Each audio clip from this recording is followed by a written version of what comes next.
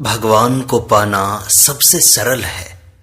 इस बात को समझाते हुए पूज्य स्वामी रामसुख दास जी कहते हैं, परमात्म तत्व की प्राप्ति के समान सुगम और जल्दी सिद्ध होने वाला कोई कार्य है ही नहीं, था नहीं, होगा नहीं और हो सकता नहीं। परिश्रम और देरी तो उस वस्तु की प्राप्ति में लगती है जो है नहीं अपितु बनाई जाए। जो स्वतः स्वाभाविक विद्यमान है उसकी प्राप्ति में परिश्रम और देरी कैसी। जैसे गंगा जी को पृथ्वी पर लाने में बहुत जोर पड़ा और अनेक पीढ़ियां खत्म हो गई, पर अब गंगा जी हैं ऐसा जानने में क्या जोर पड़ता है, क्या देरी लगती है। परंतु स्वयं की भूख लगन न हो तो यह सुगमता किस काम की।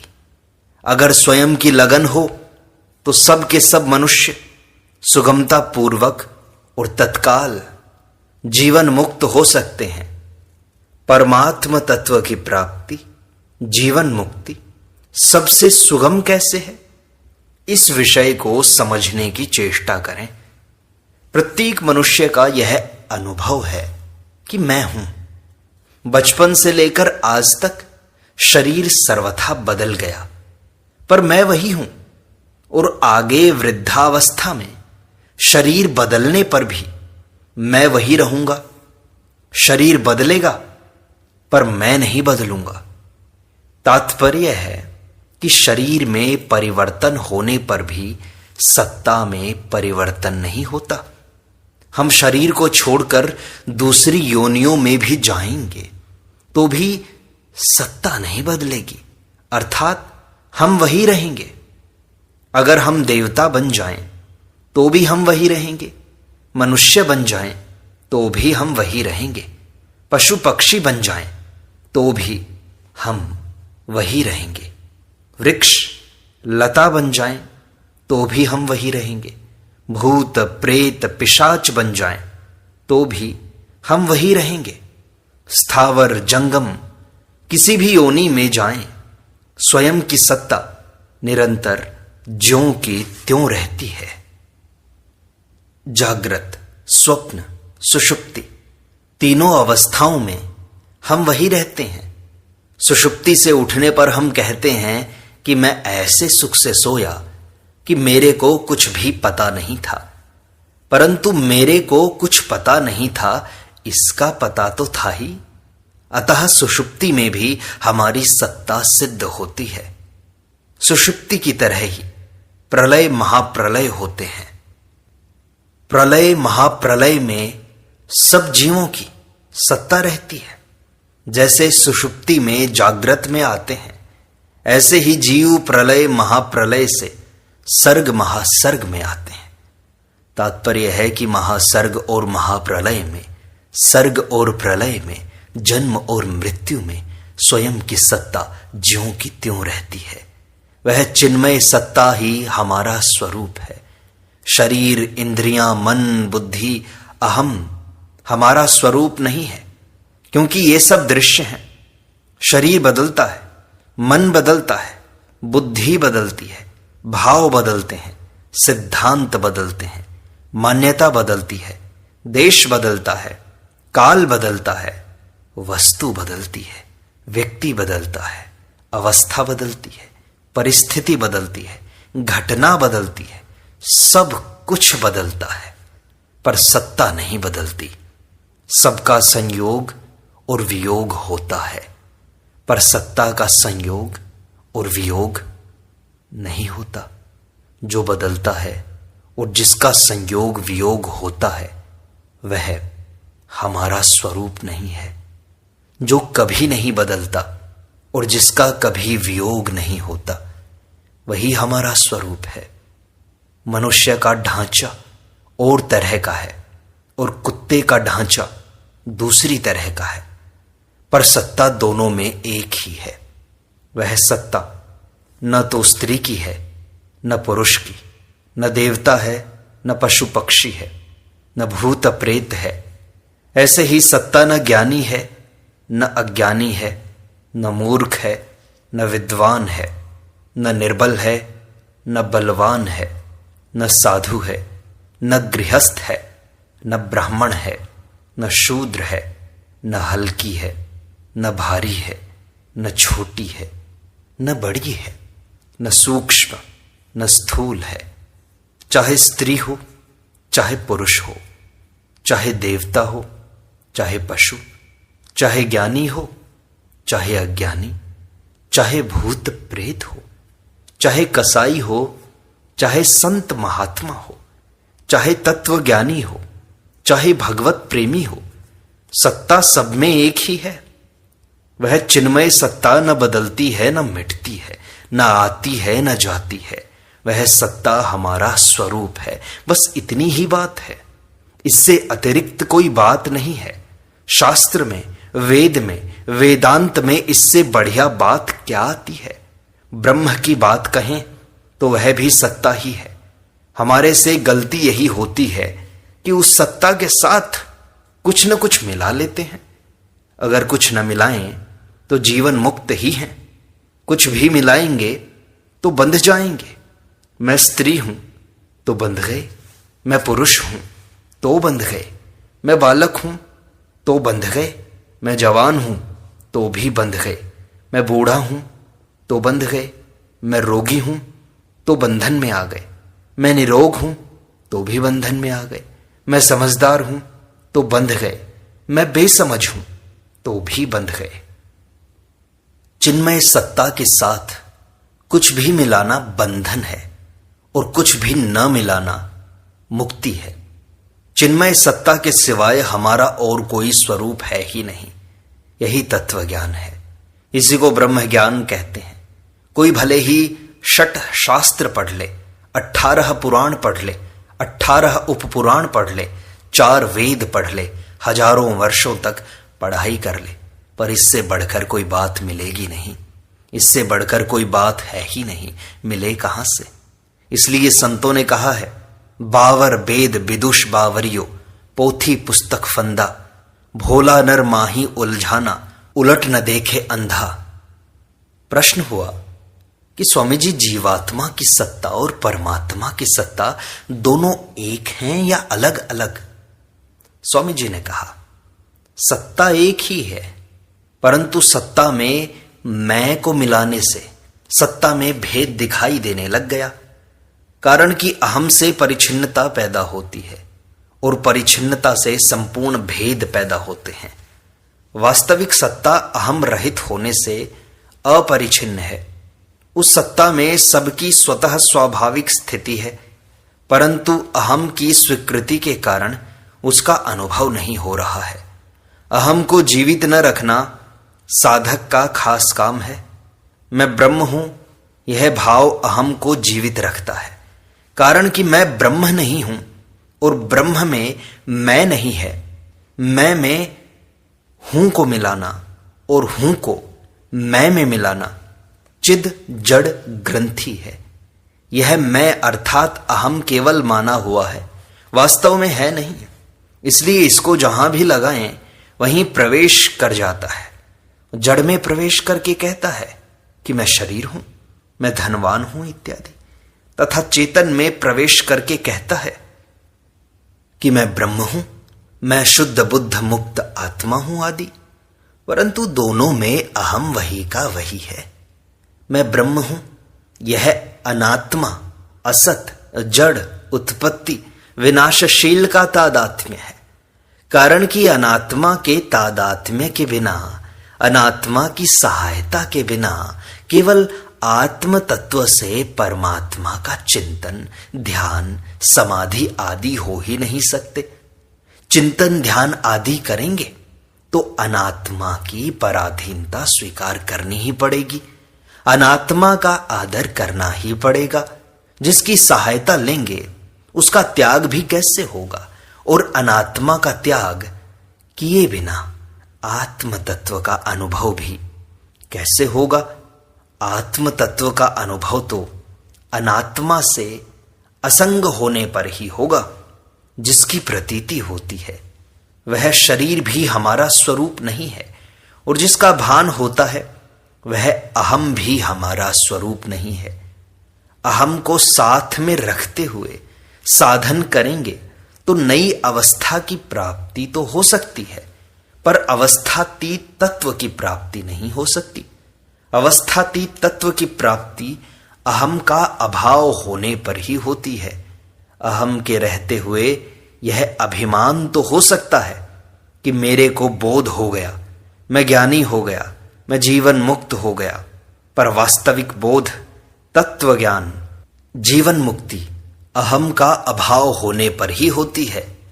तात्पर्य है कि सत्ता मात्र का ज्ञान सत्ता को ही होता है, मेरे को नहीं होता। सत्ता तो ज्ञान स्वरूप ही है और उस ज्ञान का कोई ज्ञाता नहीं है, क्योंकि जब ज्ञेय की सत्ता ही नहीं तो फिर ज्ञाता संज्ञा कैसे। जागृत और स्वप्न अवस्था में अहम का भाव दिखाई देता है और सुषुप्ति अवस्था में अहम का अभाव दिखाई देता है। अहम का भाव और अभाव दोनों को चेतन तत्व प्रकाशित करता है। जो भाव और अभाव को प्रकाशित करता है वह सत है, तथा जिसका भाव और अभाव होता है वह असत है। जैसे नेत्र प्रकाश और अंधकार दोनों को प्रकाशित करता है, ऐसे ही विवेक अहम के भाव और अभाव दोनों को प्रकाशित करता है। अहम का भाव मिटकर अभाव रह जाए, जड़ता मिटकर चेतन रह जाए तो विवेक बोध में परिणत हो जाता है। परमात्म तत्व की प्राप्ति भी सुगम है और अहम की निवृत्ति भी सुगम है, कारण कि परमात्म तत्व की नित्य प्राप्ति है और अहम की नित्य निवृत्ति है। अहम को मिटाने का प्रयत्न करने से अहम का विवेचन हो जाता है, पर अहम मिटता नहीं। परंतु सर्वत्र परिपूर्ण परमात्म सत्ता का अनुभव होने से अहम मिट जाता है। इसलिए गीता में भगवान ने कहा है, मया ततम मिदम सर्वम, यह सब संसार मेरे से व्याप्त है। तात्पर्य है कि संसार में सत्ता है रूप से एक सम, शांत, सदघन, चिदघन, आनंद घन परमात्म तत्व परिपूर्ण है, जिसका प्रतिक्षण अभाव हो रहा है। उस संसार की स्वतंत्र सत्ता है ही नहीं। अज्ञान के कारण संसार में जो सत्ता प्रतीत हो रही है वह भी परमात्म तत्व की सत्ता के कारण ही है। जासु सत्यता ते जड़ माया, भास सत्य इव मोह सहाया। भगवान कहते हैं, मनसा वचसा दृष्टया गृह्यते अन्यैरपीन्द्रियैः अहमेव न मत्तो अन्यद इति बुद्ध्यध्वमंजसा। मन से, वाणी से, दृष्टि से तथा अन्य इंद्रियों से जो कुछ ग्रहण किया जाता है वह सब मैं ही हूं, अतः मेरे सिवाय दूसरा कुछ भी नहीं है। यह सिद्धांत आप विचार पूर्वक शीघ्र समझ लें, अर्थात स्वीकार कर लें। तात्पर्य है कि चिन्मय सत्ता रूप से केवल परमात्म तत्व ही ग्रहण में आ रहा है, कारण कि ग्रहण सत्ता का ही होता है। जिसकी सत्ता ही नहीं उसका ग्रहण कैसे होगा। जब सब में एक अविभक्त सत्ता ही परिपूर्ण है तो फिर उसमें मैं, तू, यह, वह, ये चार विभाग कैसे हो सकते हैं। अहमता और ममता कैसे हो सकती है, राग द्वेष कैसे हो सकते हैं। जिसकी सत्ता ही नहीं है उसको मिटाने का अभ्यास भी कैसे हो सकता है। भगवान कहते हैं, ना सतो विद्यते भावो ना अभावो विद्यते सतः। असत का भाव विद्यमान नहीं है और सत का अभाव विद्यमान नहीं है। तात्पर्य है कि असत की नित्य निवृत्ति है और सत की नित्य प्राप्ति है। नित्य निवृत्ति की निवृत्ति और नित्य प्राप्त की प्राप्ति में क्या कठिनता और क्या सुगमता, क्या करना और क्या न करना, क्या पाना और क्या खोना। सर्वत्र परिपूर्ण चिन्मय सत्ता में न देश है, न काल है, न वस्तु, न व्यक्ति, न अवस्था, न परिस्थिति, न घटना है। न उस सत्ता में आना जाना, जीना मरना, लेना देना, करना नहीं करना। न समाधि है, न व्युत्थान है, न बंधन है, न मोक्ष है, न भोग की इच्छा है, न मुमुक्षुता है, न बोलना है, न सुनना है, न पढ़ना है, न लिखना है, न प्रश्न है, न उत्तर है। उसमें न कोई लाभ है, न हानि है, न कोई बड़ा है, न कोई छोटा है, न कुछ बढ़िया है, न घटिया है। जब द्वैत नाम की कोई वस्तु ही नहीं है तो फिर उसमें क्या अच्छा और क्या बुरा, अच्छा बुरा, ठीक बेठीक, विधि निषेध, यह सब मनुष्य लोक की मर्यादा है। मर्यादा पर ठीक चलना मनुष्य का कर्तव्य है। मर्यादा पर ठीक चलने से विवेक का आदर होता है और विवेक के आदर से वह विवेक बोध में परिणत हो जाता है। बोध होने पर कुछ भी करना, जानना और पाना बाकी नहीं रहता, अर्थात मनुष्य कृतकृत्य, ज्ञात ज्ञातव्य और प्राप्त प्राप्तव्य हो जाता है।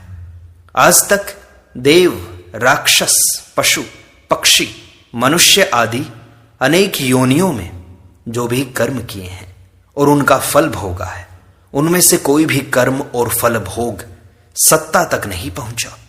आकाश में कभी सूर्य का प्रकाश फैल जाता है, कभी अंधेरा छा जाता है, कभी धुआं छा जाता है, कभी काले काले बादल छा जाते हैं, कभी बिजली चमकती है, कभी वर्षा होती है, कभी ओले गिरते हैं, कभी तरह तरह के शब्द होते हैं, गर्जना होती है, परंतु आकाश में कोई फर्क नहीं पड़ता।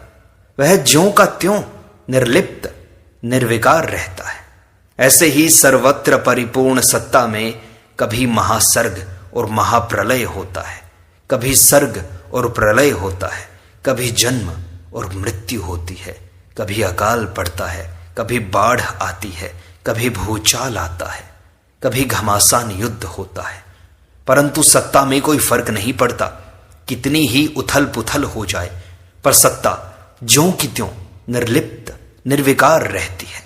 इसलिए गीता में आया है, समम सर्वेषु भूतेषु तिष्ठन्तम परमेश्वरम विनश्यत्सु अविनश्यन्तम यह पश्यति स पश्यति। अर्थात जो नष्ट होते हुए संपूर्ण प्राणियों में परमात्मा को नाश रहित और सम रूप से स्थित देखता है, वही वास्तव में सही देखता है। इस प्रकार सत्ता मात्र में स्थिति का अनुभव करके चुप हो जाना चाहिए।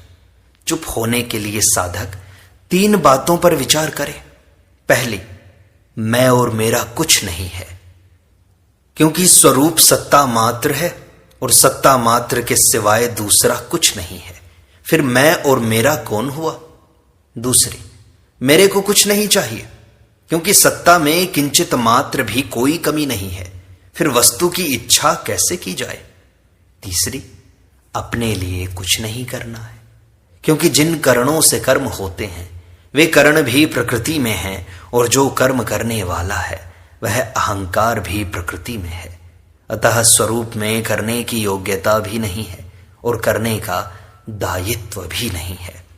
इस प्रकार विचार करके चुप हो जाए, सब ओर से विमुख होकर सत्ता मात्र में स्थिर हो जाए। यह चुप साधन है। न तो स्थूल शरीर की क्रिया हो, न सूक्ष्म शरीर का चिंतन हो और न कारण शरीर की सुषुप्ति हो, तब चुप साधन होता है। इसमें कोई क्रिया नहीं है, अपितु जिससे क्रिया प्रकाशित होती है उस अक्रिय तत्व में स्वतः सिद्ध स्थिति है। इसमें वृत्ति को लगाना या हटाना भी नहीं है, अपितु जिस ज्ञान के अंतर्गत वृत्ति दिखाई देती है उस ज्ञान में स्वतः सिद्ध स्थिति है। यह चुप साधन समाधि से भी ऊंची चीज है, क्योंकि इसमें बुद्धि और अहम से संबंध विच्छेद है। इसलिए समाधि में तो लय, विक्षेप, कषाय और रसास्वाद ये 4 दोष रहते हैं, पर चुप साधन में ये दोष नहीं रहते। चिन्मय सत्ता मात्र अक्रिय है और उसमें अनंत सामर्थ्य है। भक्ति योग, ज्ञान योग, कर्म योग, लय योग, हठ योग आदि जितने भी योग हैं वे सब इस अक्रिय तत्व से ही प्रकट होते हैं। यह अक्रिय तत्व संपूर्ण साधनों की भूमि है, अर्थात सभी साधन इसी से प्रकट होते हैं और इसी में लीन होते हैं।